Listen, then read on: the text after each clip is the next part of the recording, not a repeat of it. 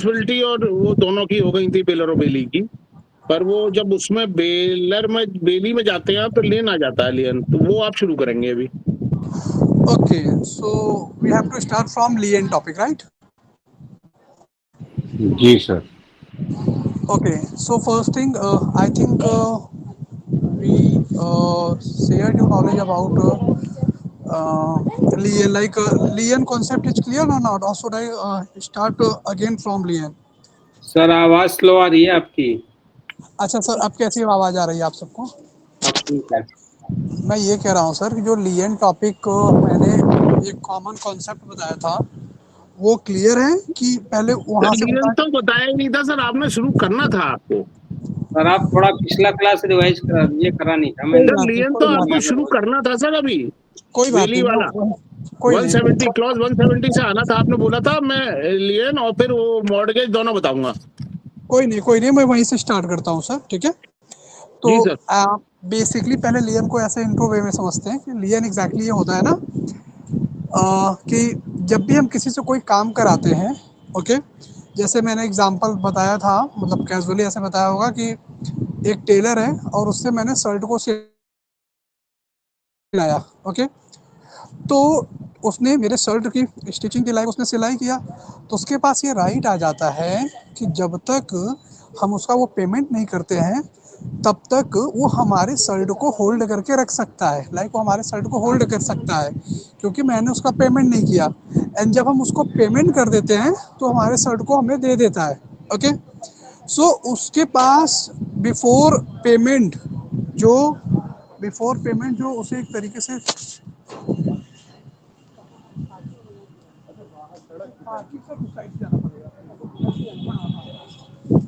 तो बिफोर, जैसे कि पेमेंट उस पर्सन के पास जिससे हमने वर्क कराया है, तो बिफोर पेमेंट उस पर्सन के पास राइट आ जाता है उस चीज़ को होल्ड करने का, और राइट टू होल्ड को ही कॉन्ट्रैक्चुअल लैंग्वेज में राइट टू लियन बोलते हैं।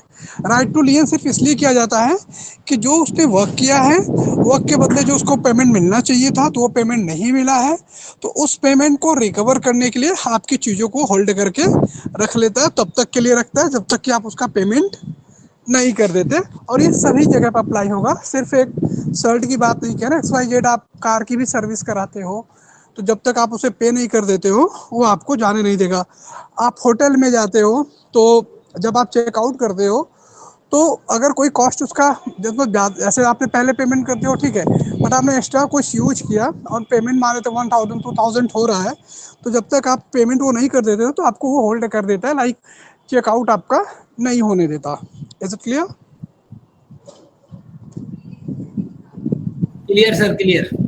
अब हम इसके एक्ट के अकॉर्डिंग देखते हैं कि इसमें क्या क्या चीजें हैं, ओके। तो यहाँ पे कह रहा है, where the bailee has in accordance with the purpose of the bailment render any service involving the exercise of labor or skill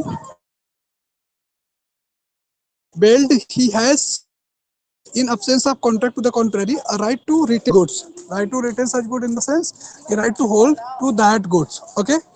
अगर हाँ कोई स्पेशल कॉन्ट्रैक्ट है तो बात अलग की है, क्योंकि तो वही फॉलो करना पड़ेगा, बट स्पेशल कॉन्ट्रैक्ट नहीं है तो वो उस चीज को कुछ टाइम के लिए होल्ड कर सकता है जब तक कि उसकी पेमेंट नहीं मिल जाती, ओके। तो सेम चीजें यहाँ पे भी मेंशन है, तो एक बार आप पहला क्लॉज देख लो, किसी को कोई डाउट हो तो बताओ, अदरवाइज आगे बढ़े। और ये 7:30 पे टाइम क्यों हो गया? मतलब 7 ज़्यादा ठीक था, ऐसे ज़्यादा नाइट हो जाती है, आप सब फैमिली वाले हैं, घर पे भी आप कुछ लेडीज फैकल्टी सॉरी स्टूडेंट में समझ में आ गया ना कि क्यों होल्ड करता है, क्योंकि उसने अपना अगर कोई लेबर वर्क किया है, अपना कोई स्किल यूज किया है, तो उसे उस ड्यूरेशन तक होल्ड करने का राइट रहेगा, लाइक राइट टू लियन रहेगा, जब तक कि उसका पेमेंट उसे नहीं मिल जाता। फिर जैसे मिलता है उसे वो चीज़ रिलीज करना होता है। सेम यही कॉन्सेप्ट इसमें भी मेंशन है। एंड जो 171 है वहाँ पे बता रहा है किसके किसके पास जनरली कॉन्ट्रैक्ट के अकॉर्डिंग लियन रहता है। बैंकर्स के पास, फैक्टर्स, मतलब यहाँ एक तो प्रॉब्लम ये होती है ना कि बच्चे आते जाते रहते हैं। अब क्या होता है कि अब आते हैं जब ना, तो उन्हें जा करके एक्सेप्ट करना पड़ता है, फिर इससे भी क्लास बार बार डिस्टर्ब होती है। एक टाइम पे आ जाए, फिर एक्सेप्टेंस वाला चीज़ ख़त्म हो जाए, लेकिन बार बार आएंगे जाएंगे तो दिमाग मतलब डाइवर्ट हो जाता है पढ़ाते टाइम। तो देखो बच्चे फिर ऐसे आ रहे हैं, मैं कैसे ही पढ़ाऊंगा, एक एक बच्चों को एडमिट करना पड़ता है ना। अच्छा प्लीज़ आप सब कल से कोशिश करिएगा ना मैक्सिमम, जब से क्लास स्टार्ट हो तो उसके 10 मिनट तक आ जाए। लाइक 7:30 से स्टार्ट हुआ तो मैक्सिमम 7:40 तक कोशिश किया करिए, आ जाया करिए ना। ऐसे बार बार उसे एक्सेप्ट करना पड़ता है, मतलब उस लिंक पे जाना पड़ता है, क्योंकि ऐसे नोट्स ओपन है, बहुत सारी चीज़ें रहती है ना। तो 7:40 तक मैक्सिमम कोशिश किया करिए, 7:35 या मैक्सिमम हो रहा है 7:40 तक क्लास में आ जाया करिए। सर 10 तो मिनट का टाइम तो बहुत है सर, 10 मिनट भी ज़्यादा है, 5 मिनट से ज़्यादा नहीं होगा, ठीक है। हाँ वो तो है सर। तो यहाँ पे कह रहा है 171 में, जैसे कि जर्नल लिया ना बैंकर के पास होता है, फैक्टर्स पास होता है, ग्राफ फिंगर्स के पास होता है, टॉर्नी पॉलिसी वोकर, मतलब एक तरीके से इसमें तो बहुत लिमिटेड वर्ड्स हैं। अब जहाँ पे भी आप ऐसा कोई लेबर वर्क स्किल वर्क आपका कोई कर रहा है और आप उसका जब तक पेमेंट नहीं देंगे, देन उसके पास राइट टू लियन रहेगा। यहाँ पे दो चार एग्जांपल हो तो ठीक है, इसके अलावा सभी चीज़ों पे अप्लीकेबल होगा जिससे भी आपने लेबर एंड स्किल वर्क कराया है। जब तक आप पेमेंट उसका नहीं करोगे तब तक उसे होल्ड करने का राइट रहेगा। आज जो हम सबसे इम्पोर्टेंट बताने जा रहे थे वो ये था कि प्लेज एंड मॉर्गेज। ओके, वैसे मॉर्गेज आपके इसमें नहीं है, लेकिन प्लेज एंड मॉर्गेज लोगों को एक जैसा लगता है। ओके, तो प्लेज को हिंदी में बोलते हैं गिरवी, ओके, मॉर्गेज को हिंदी में बोलते हैं बंधक। ओके, तो पहले प्लेज को देखते हैं। प्लेज में क्या होता है कि हमें अर्जेंट पैसा चाहिए होता है, हम अपनी चीज़ें किसी के पास रखते हैं गिरवी और उससे हम पैसा ले लेते हैं। अब मॉर्गेज में भी यही है, हमें अर्जेंट में पैसा चाहिए होता है, हमने प्रॉपर्टी अपनी चीज़ें रखी और ज़मींदार से हमने या साहूकार से हमने पैसा लेके अपना काम कर लिया। फिर दोनों प्लस जो मेन अमाउंट है, लाइक जो प्रिंसिपल अमाउंट है, वो दो दे करके अपनी चीज़ों को हम रिलीज कराते हैं। So what is difference between plays and mortgage? आप समझे जो मैंने बोला इतना? Yes sir. बताइए, आप सब तो मतलब काफी पहले से चीजों को देखते आ रहे हैं। सर प्लेज में उसी के पास चली जाती है चीज, और मॉर्टगेज में जो है वो जिसकी है उसी के पास रहती है। उसका केवल, इसलिए हिंदी में उसको दृष्टि बंधक भी बोलते हैं। उसका केवल उसके एक तरह से ऑब्जर्वेशन रहती है कि मेरा वाहन है या क्या है, चल रहा है। और कोई?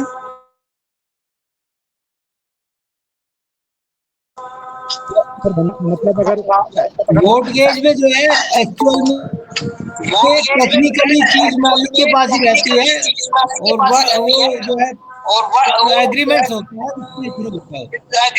और पुलिस में जो पास चली जाती है। सर ये स्पीकर बंद करवा दे, इको बहुत हो रहा है। हाँ, आप सब स्पीकर बंद कर दीजिए। और कोई?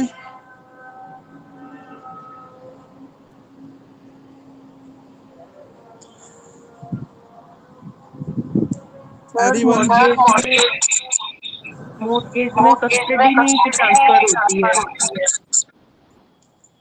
अच्छा, ऐसा किसने कहा मॉर्गेज में कस्टडी नहीं ट्रांसफर होगी? कस्टडी यानी इन द सेंस कि सर उसकी जो ओनरशिप है ना, वो प्रॉपर्टी ट्रांसफर नहीं होती ना, जैसे मॉर्गेज पे आप कोई फ्लैट ले रहे हो, ऑनरशिप तो आप प्लेज में भी नहीं फ्लैट के नाम ट्रांसफर थोड़ी होता। कर दोगे। नहीं, ऑनरशिप तो प्लेज में भी नहीं ट्रांसफर होता।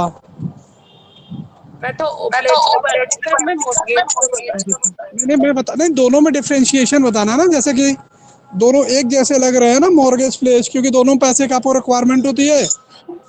फिजिकल पोजेशन का अंतर है सर। फिजिकल पोजेशन मॉर्टगेज में जिसका उसके पास रहेगा। मॉर्गेज में लाइक फिजिकल पोजीशन नहीं रहता है एंड प्लेज में फिजिकल पोजीशन रहता है। हाँ, जैसे गोडाउन में माल है तो जिस व्यापारी का है वो उसी के पास रहेगा। बैंक के पास वो क्या वाहन है, ट्रक वगैरह लिया तो चलाता रहेगा, या कार भी मतलब ट्रक है, ट्रक में बैंक के पास जो मॉर्टगेज रहेगा, लेकिन चलाता उसको भी रहेगा। ठीक है, सबका ऑलमोस्ट सही है। मैं बताता हूँ, ध्यान से अच्छे समझना ना। सर ये पहली इको चीज, बहुत हो रही है, इको बहुत हो रही है। अच्छा सब लोग माइक ऑफ कर लीजिए, पहले सभी लोग माइक ऑफ कर लीजिए। हाँ जी सर, अब कैसी वॉइस आ रही है? इको तो नहीं हो रही है? सर आपकी नहीं हो बिल्कुल रही, बिल्कुल ठीक आ रही है। अच्छा, तो इंडिविजुअल किसी एक का इशू होगा ना, तो उसके फोन या नेटवर्क इशू होगा आसपास। बाकी सबको क्लियर वॉइस आ रही है? सर आपकी वॉइस है, लेकिन ऐसा लगता है आपने कोड कर रखा हो। सर आपकी वॉइस ब्रेक हो करके आ रही है, मतलब और सबको वॉइस कैसी आ रही है? इको आपकी वॉइस तो ठीक आ रही है, पर इको हो रहा है। आपकी आवाज इको तो आप लोग लॉगिन किए हो। इको, अब बताइए कैसी वॉइस आ रही है? अभी भी अब होती कैसी? है। लेकिन इको सर क्यों हो रही है? आप बोल रहे हो तो कोई दिक्कत नहीं है, पर हम बोल रहे हैं तो इको हो रहा है। अच्छा तो आप सब नहीं बोलो ना, मुझे सुनो सिर्फ। सर सारे आ जा रहा। कोई नहीं, आप सब पहले माइक ऑफ कर लो और सिर्फ मुझे सुनो। अगर डाउट होगा देन माइक ऑन करना, अदरवाइज मुझे सुनो, मैं बताता रहूंगा, सब क्लियर होता रहेगा। ध्यान से बस सुनना आप सब, ठीक है? सर आपका आवाज तो बिल्कुल मेरी आवाज तो क्लियर है ना? हाँ जी सर। ओके ठीक है, तो पहले मॉर्गेज समझते हैं ना। मॉर्गेज जो होता है वो इमूवेबल प्रॉपर्टी का होता है, जो मेन सबसे डिफरेंशिएशन है। ओके, तो मॉर्गेज हमेशा लैंड का होता था, लैंड के लिए मॉर्गेज का कॉन्सेप्ट ही आया था।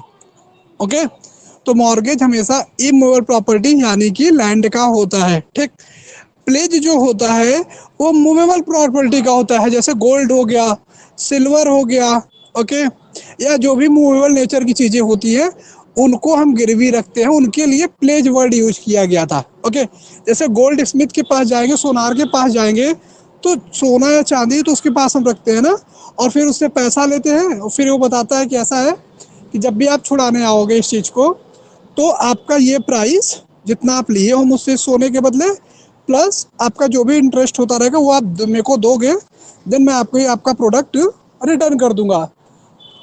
ओके, तो सबसे मेन आपका जो रहेगा वो आपका रहता है मॉर्गेज आपका इमूवेबल प्रॉपर्टी का, प्लेज आपका मूवेबल प्रॉपर्टी का। बाकी एक सर ने जो बताया वो भी एलिमेंट सही था कि मॉर्गेज इमूवेबल प्रॉपर्टी है तो आपके पास में उसका फिजिकल पोजीशन नहीं आ सकता, सॉरी मतलब ना टेंजिबल नेचर में नहीं होता, या आप उसे फिजिकल नहीं मतलब पोजेस कर सकते। ओके, मतलब कि अब जमीन है उसको आप लेके थोड़ी घूमोगे, ओके, वो एक जगह जहाँ पे है वहीं पे रहेगी। ओके, बट जो प्लेज होता है उस पर आपका फिजिकल कंट्रोल रहता है। कैसे फिजिकल कंट्रोल रहता है? क्योंकि ज्वेलरी है जहाँ पे आप मतलब जिस लॉकर में जिस घर में जैसे रखना चाहो आप वैसे रख सकते हो, अगर आप कैरी करना चाहो कैरी कर सकते हो, अगर आप बियर करना चाहो लाइक आप पहनना चाहो तो आप पहन भी सकते हो। ओके, तो ये चीज़ें आप ध्यान रखना। तो मॉर्गेज एंड प्लेज में बहुत डिफ्रेंशिएशन है।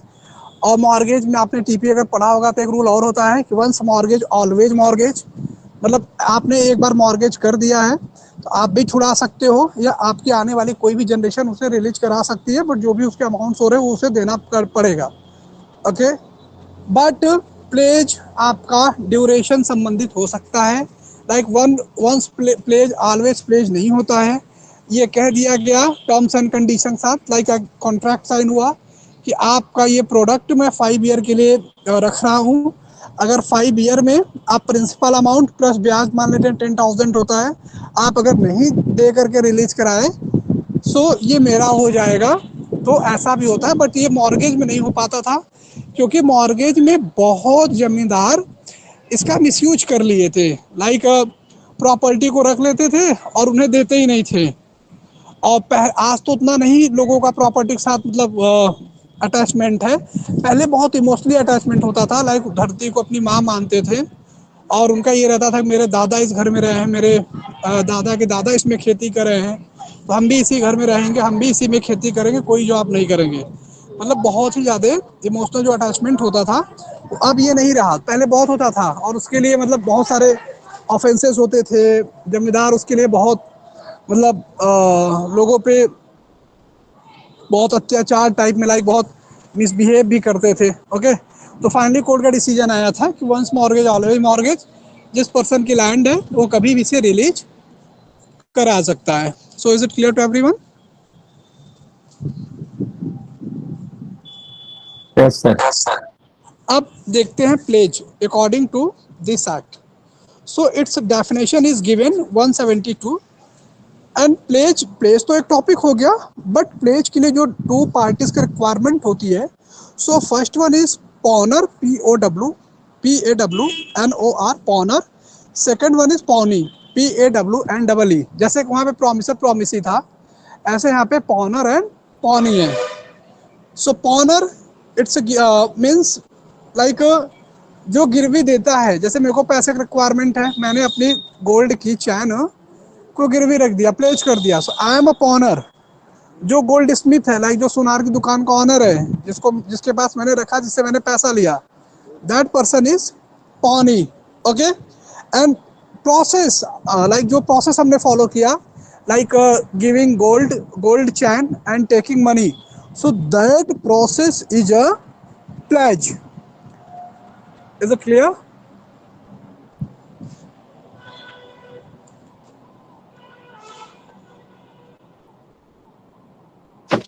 Yes sir. क्लियर। हाँ, तो यहाँ पे बिल्कुल क्लियर भी mention, the bailment of goods as a security, मतलब गुड्स इसलिए देते हैं एज अ सिक्योरिटी वर्क करता है फॉर द पेमेंट, कि जब तक आप पेमेंट नहीं दोगे तो मेरे पास एज अ सिक्योरिटी रहेगा।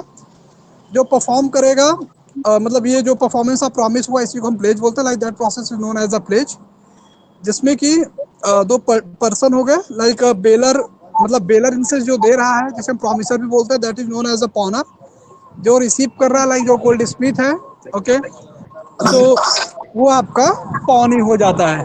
ओके, तो इसके जस्ट पहले हम लोग बेलर बेली वाला देख के आए थे, इसलिए यहाँ पे बेलर को पॉनर, बेली को पॉनी से भी इंडिकेट कर दिया है। सो आई थिंक ये क्लियर होगा, किसी कोई डाउट तो नहीं है?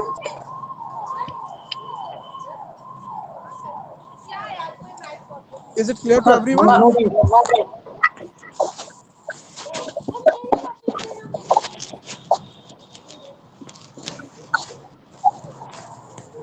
Is it clear? Yes. Okay, sir आप कंटिन्यू करिए, नहीं तो आवाज गूंजेगी, जिसको पूछना होगा आपसे पूछ लेगा।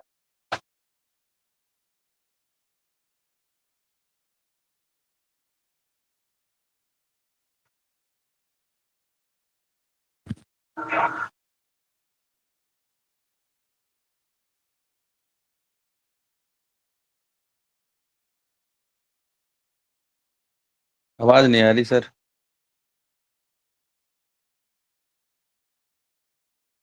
उनका लिंक टूट गया विजय जी।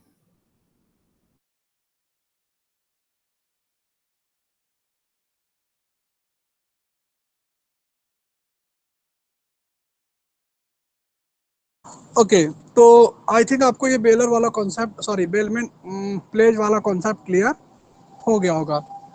अगर इसमें कोई डाउट्स या कंफ्यूजन हो तो आप सब बताओ। ठीक है सर, आगे चलिए। अच्छा, तो सबको क्लियर है ना कि मॉर्गेज क्या हुआ, प्लेज क्या हुआ, प्लेज में कौन कौन से पार्टी होते हैं, और इसमें एक गुड्स दिया जाता है for the security purpose, and जैसे ही फिर उस पेमेंट को रिटर्न किया जाता है, तो आप अपने सिक्योर पर्सन को, सिक्योर गुड्स को रिलीज करा लेते हो। ओके,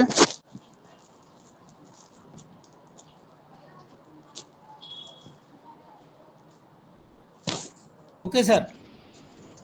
सर ये बेलमेंट और प्लेज में क्या स्पेसिफिक डिफरेंस है? सर बेलमेंट आप किसी फंक्शन को फुलफिल करने के लिए 1-2 दिन के लिए किसी से, मतलब चीज़ों को हायर करते हो, लाइक किसी पर्सन से चीज, आप गुड्स को हायर करते हो, जैसे आपका फंक्शन या पर्पज कंप्लीट होता है, आप रिटर्न कर देते हो।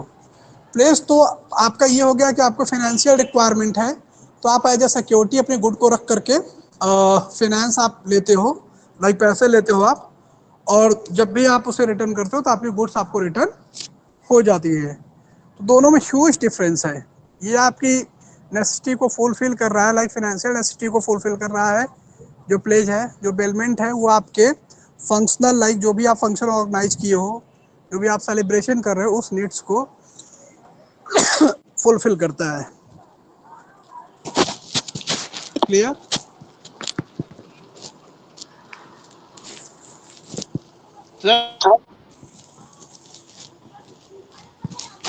सर आपकी वॉइस ब्रेक हो गई। सर आगे चलो। अच्छा अच्छा ठीक है। तो नेक्स्ट हमारा आता है 173, पावनी राइट ऑफ रिटेनर। ओके, पावनी कौन है? जिसको मतलब कि वो सिक्योरिटी वाले गुड्स दिया गया, लाइक जिसको चैन मिला है वो है गोल्ड स्मिथ, उसके पास रिटेन का राइट रहेगा। अब सिंपल सी बात है, रिटेन का राइट किसी के पास कब रहता है? रिटेन का राइट किसी के पास कब रहेगा? जब तक उसका पेमेंट नहीं मिल जाएगा। पेमेंट नहीं होता। हाँ, सिंपल सी बात है ना। Next, pawnee not to retain for a debt और promise other than that for which goods pledge presumption in case of subsequent advance. कहने का मतलब है कि पावनी जो रिटेन कर रहा है वो सिर्फ उसी चीज को रिटेन करेगा जिसका प्लेज किया गया है, ओके, ना कि किसी और चीजों को। तो उसे रिटेन करने का राइट है। रिटेन तब तक करेगा जब तक उसको पेमेंट नहीं मिल जाएगा, और उसी चीज को रिटेन कर सकता है जिसका प्लेज किया गया है। Is it clear?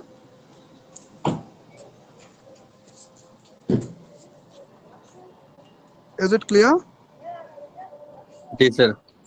नेक्स्ट है pawnee rights as to extraordinary expenses incurred, like Thepwen is entitled to receive from the pawner extraordinary expenses incurred by him for the preservation of goods place. Just example, अब आपको एक ऐसा goods place किया गया है, अब जिसके preservation में भी, लाइक जिसके देखभाल में भी अगर आपका कोई पैसा इन्वेस्ट हो रहा है या एक्सपेंसेस हो रहे हैं, so you have right to recover that expenses. Clear?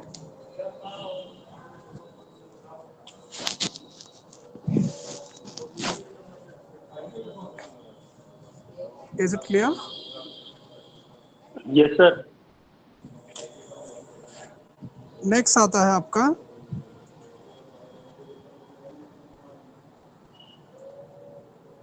पावनी right where pawnor make default. Okay, अब जैसे कि अब पॉनर जो है वो डिफॉल्ट करता है तो पावनी के पास क्या राइट आता है?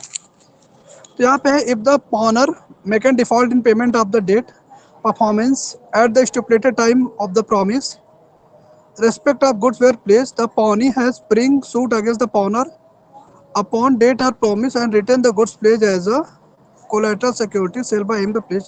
मतलब कहने का मतलब यहाँ पे भी यही आ जा रहा है कि जैसे कि मैंने बताया था कि वंस मॉर्गेज ऑलवेज मॉर्गेज जैसा प्लेज नहीं होता है। प्लेज में करते टाइम, लाइक प्लेज आपका कॉन्ट्रैक्ट में दिया गया है तो contract and term and condition को फॉलो करना पड़ता है। तो कॉन्ट्रैक्ट फॉर्म में ये भी रहता है कि अच्छा आप कितने दिन में आप इसे छुड़ा लोगे अपनी गोल्ड चैन को। आपने बोल दिया कि 2 महीने में मैं ले जाऊंगा, तो उसने बता दिया ठीक है, प्रिंसिपल अमाउंट है 1 लाख और 2 महीने का इंटरेस्ट हो गया 20,000 या 10,000, सो यू हैव टू पे after 2 month 1,20,000 and then I release your goods, and if you are unable to pay this amount, so I will sell out। okay, तो यहाँ पे कह रहा है कि अब पॉनर ने उसे मतलब रिलीज कराने में डिफॉल्ट कर दिया, लाइक ड्यू टाइम रिलीज नहीं करा पाया। तो जब ड्यू टाइम रिलीज नहीं करा पाएगा, लाइक उसने डिफॉल्ट किया, तो पॉनी के पास ये राइट आ जाता है कि उस गुड्स को सेल आउट कर सकता है, बट सेल आउट तभी करेगा जब वो कोर्ट में जाएगा और कोर्ट में अपने सारे स्टेटमेंट को विद डॉक्यूमेंट रखेगा, एंड देन कोर्ट उसको रीजनेबल समझते हुए अलाउ कर सकता है, या you can sell this goods and recover your principal amount as well as interest. Is it clear? Sir इसमें एक चीज कोर्ट में जाना जरूरी है, रीजनेबल नोटिस मैंडेटरी नहीं सर, मैंडेटरी है, मैंडेटरी है जैसे कोर्ट का एक्सपेंसेस, जी। कोर्ट का जो एक्सपेंसेस है वो भी रिकवर करेगा? नहीं सर, जो अपना गुड्स नहीं छुड़ा पा रहा है कोर्ट का एक्सपेंसेस कहाँ देगा? वो वहाँ पे एक्सपेंसेस नहीं दे पाएगा, आप रिकवर भी नहीं कर पाओगे। तो हमेशा एक्सपेंसेस उससे लिया जाता है लाइक जिसके पास हो। आप क्लेम भी करोगे तो कह देगा इतने पैसा होता तो अपना मैं वो नहीं छुड़ा लेता, तो यहाँ पे पॉसिबल नहीं है। नहीं मतलब नहीं, मैं ये एक्सपेंसेस पूछ रहा हूँ सर, मान लो मैंने गोल्ड रखा, उसने सेल आउट किया, वो उसका दोनों चीजों से ज्यादा बनता है, तब वो एक्सपेंसेस भी रिकवर कर सकता है क्या? अच्छा, मतलब कि ये कहने का मतलब है कि जैसे कि गोल्ड की चैन सेल हुई 1.5 लाख में, total interest plus principal amount था 1,20,000, तो जो 30,000 एक्स्ट्रा हो रहा है वो उसको देना पड़ेगा, तभी तो कोर्ट के पास जाता है ना। कोर्ट के पास इसीलिए जाता है कि कोर्ट उसे अपने ऑब्जर्वेशन में सेल कराता है ताकि फर्दर कोई डिस्प्यूट ना हो, अगर कोई अमाउंट बचता है तो उसे रिटर्न करा देगा। ये तो बहुत कॉमन सी बात है। तो सर इसका मतलब अगर वो कह के बेच देता है बिना कोर्ट में जाए तो वो गलत है मतलब? बिल्कुल गलत है, बिल्कुल गलत है। आपको कोर्ट में जाना पड़ेगा क्योंकि फाइनली डिसीजन लेने का राइट कोर्ट के पास होता है, ना कि किसी इंडिविजुअल पर्सन के पास। सो ऐसे एक्टिविटी आप कर रहे हो तो first you have to go the court. नहीं सर, जैसे दो लोगों के बीच में कोई चीज तय हुई है कि अगर आप इतनी तारीख तक इतने दिन तक अगर ये नहीं दोगे तो मैं इसे बेच दूंगा या अपना पैसा रिकवर कर लूंगा, तो उस कंडीशन में भी कोर्ट में जाना जरूरी है?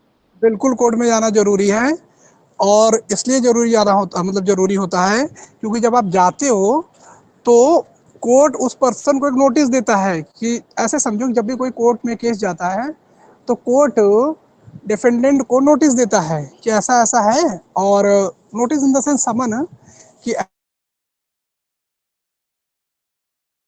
को, और आपको 30 डेज का टाइम मिलता है। अगर आप 30 डेज में नहीं पे कर पाते हो आके कोर्ट में उसका amount, so I will give x Partey decision, like आपके खिलाफ में डिसीजन, लाइक वन पर्सन के फेवर में डिसीजन दे दूंगा। सर इसमें एक डाउट है, जो सेक्शन 176 है वो ये कह रहा है कि जो पॉनर है वो सूट फाइल कर सकता है। हेलो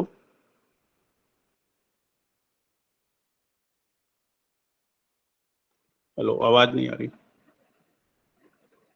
उनका कनेक्शन चला गया जैसे। हेलो, मतलब कि जैसे प्लेज का मैटर है, प्लेज के लिए कॉन्ट्रैक्ट लॉ है। अब कॉन्ट्रैक्ट ने अगर प्लेज के रिगार्डिंग कहा है तो आपको जाना पड़ेगा, ओके। और नोटिस एडवोकेट नहीं देता है कभी, नोटिस कोर्ट ही इशू करता है। कोई एडवोकेट किसी भी चीज का और नोटिस वो नहीं देता है, ओके।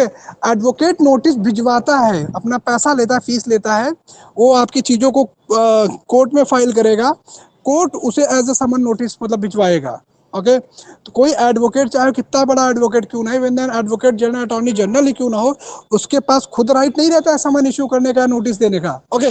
प्लेज का मैटर है तो अकॉर्डिंग टू कॉन्ट्रैक्ट आपको जाना पड़ेगा, ओके। अगर आप बिना जाए सेल करते हो तो आपके अगेंस्ट वाला पर्सन बिल्कुल ऑब्जेक्शन उठा सकता है ना, ये अकॉर्डिंग टू लॉ में बात कर रहा हूँ। सर इसमें एक हम्बल रिक्वेस्ट, हाँ सर प्लीज आप कंप्लीट कीजिए, मैं बाद में बोलूंगा।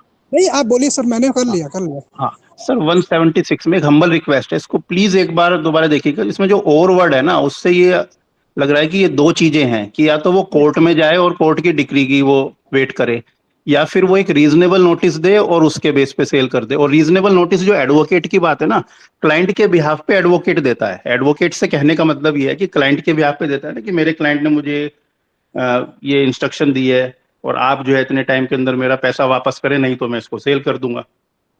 एक सेकंड, एक बार मैं उसे भी रीड करके और बता रहा हूँ ना, बस एक इसमें ओवरवर्ड है ना, ओवर पे एम्फेसिस कीजिएगा, वो क्लियर हो जाएगा।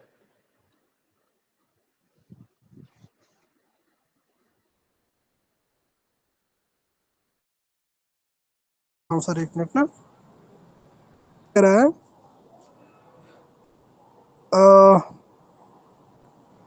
पावनी में bring a suit against the pawnor upon the debt और प्रॉमिस एंड रिटर्न गुड्स।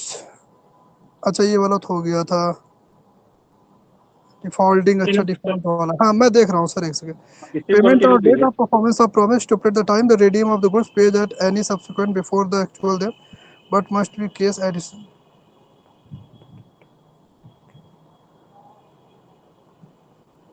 नहीं, वो वहीं से पढ़िए, द पानी पौनी में नहीं नहीं bring a sir, suit against कौन सा सेक्शन आप कह रहे थे सर?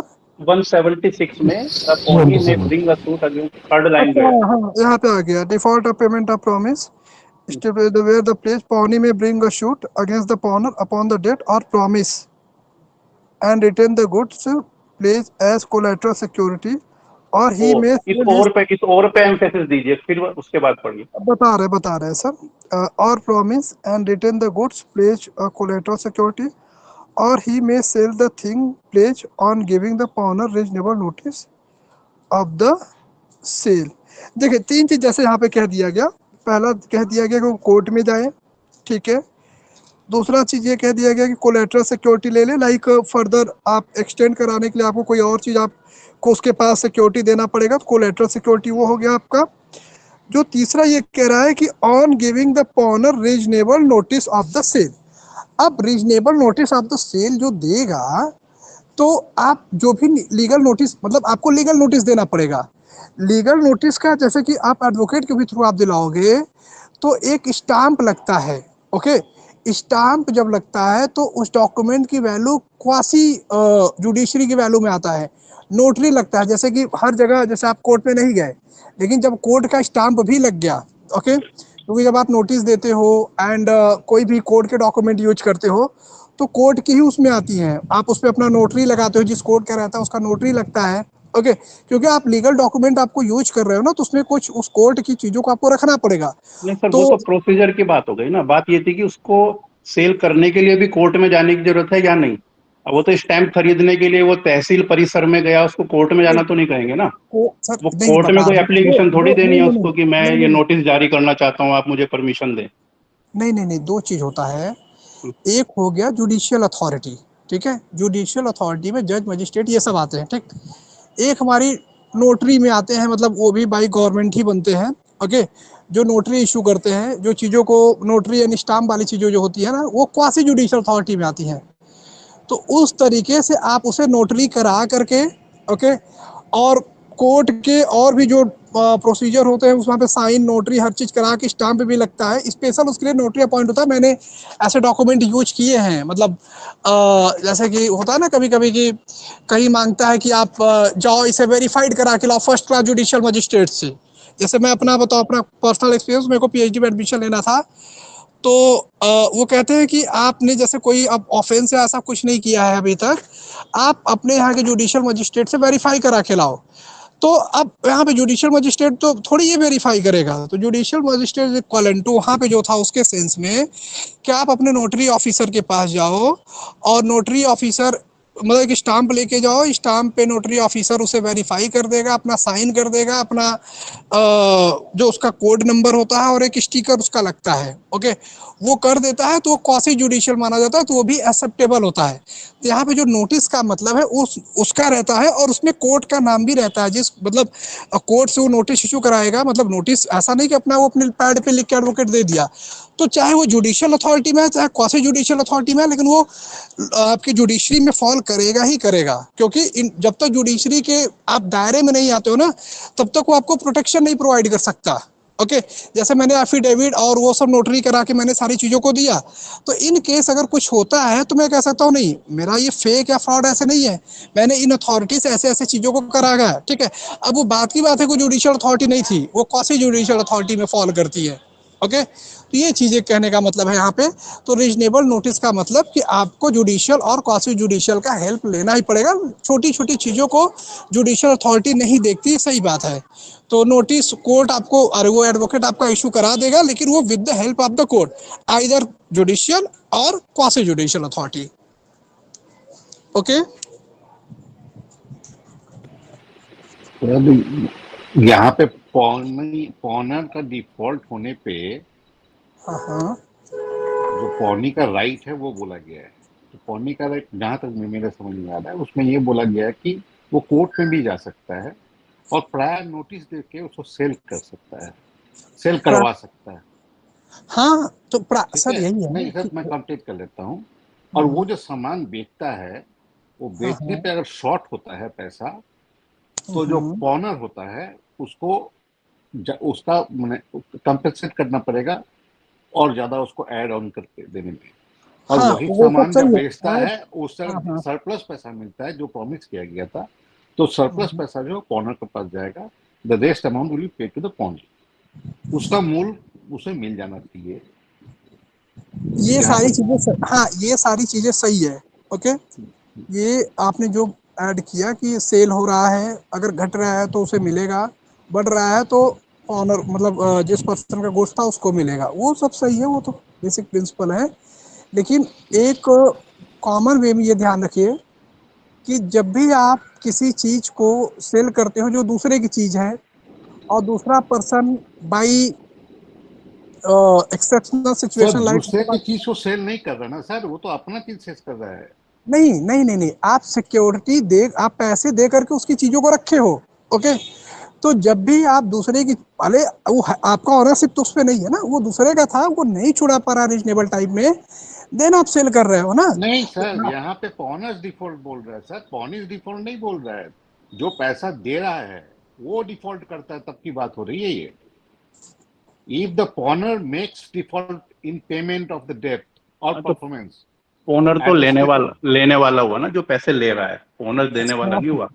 सामान देगा, पैसा लेगा। पहले कंफ्यूज मत होइए, इस पे गोल्ड स्मिथ की बात किया जा रहा है। गोल्ड स्मिथ मतलब कि पॉनर किसको बोलते हैं? बेलर को बोलते हैं ना। हाँ, तो बेलर गोल्ड स्मिथ ही है ना। बेलर मतलब जो सामान दिया तो गोल्ड स्मिथ हुआ। अब बेलर अगर वहां पे लोगे तो वहां पे बोल रहा हूँ, जो पॉनर है, जो बेलर है, उसकी डिफॉल्ट की बात की जा रही है। यहाँ पे लिखे पॉनर डिफॉल्ट की बात नहीं की जा रही है। ठीक है, ठीक है। पॉनर का डिफॉल्ट करने पे वो अगर बैंक डिफॉल्ट करता है तो मेरा क्या राइट है, वो यहाँ पे बता रहा है। आप इसमें हेडिंग में आइए सर, यहाँ पे देखिए क्या रहा है, पॉन इज राइट, एक सेकंड, पॉनर मेक्स डिफॉल्ट। हाँ, आप कह रहा है if the pawnor make default in payment of the debt or performance as stipulated and the promise in respect of the which the goods are pledged, the pawnee may bring a suit। Same चीज उसके पास आएगा ना, same चीज pony के। अच्छा हाँ, अब एक चीज देखिए, यहाँ पे बदल जाएगा सिचुएशन। अब अगर पॉनी का गुड्स है तो ये रीजनेबल नोटिस दे करके तब वहां पे कॉमन नोटिस आ जाएगा। ये ध्यान रखिएगा कि दोनों में, जैसे पॉनर अगर, जैसे ऐसे समझिए, गोल्ड स्मिथ अगर बेचेगा एग्जाम्पल, तो दूसरे का गुड्स बेच रहा है, ठीक, तो दूसरे का गुड्स बेच रहा है तो वहां पे उसे कोर्ट की चीजों को फॉलो करना पड़ेगा, आइदर कॉसी और जुडिशियल अथॉरिटी चीजों को, ठीक। बट अगर यही चीज जिसका प्रोडक्ट है वो कर रहा है, ओके, तो वो ईमेल पे रख करके भी, व्हाट्सएप नहीं, व्हाट्सएप टैक्स नहीं माना जाता, ऑफिशियल चीजें या रीजनेबल नोटिस नहीं मानी जाती।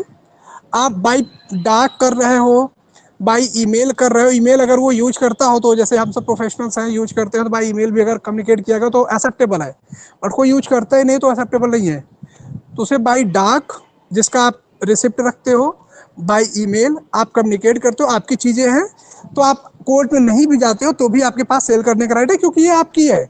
और आप दूसरे की चीज़ों को करते हो तो एक बार you have to inform to the court, okay. फिर भी एक चीज़ और, आप सब इसे देख लेना, और भी मैं इसे देख लूँगा, और इसमें कोई चीज़ रहेगा तो बताऊँगा। और आज हम ना क्लास यहीं पे, सुनो एक मिनट आप सब, कि यहीं पे रखते हैं, और एक हमें जाना था एक जगह, तो जो आज 10 मिनट लेफ्ट हो रहा है, लाइक बच रहा है, तो नेक्स्ट वाले क्लास में हम 1 आवर 10 मिनट्स से ज़्यादा कवर कर लेंगे, ठीक है। लाइक जब भी हमारी सब्जेक्ट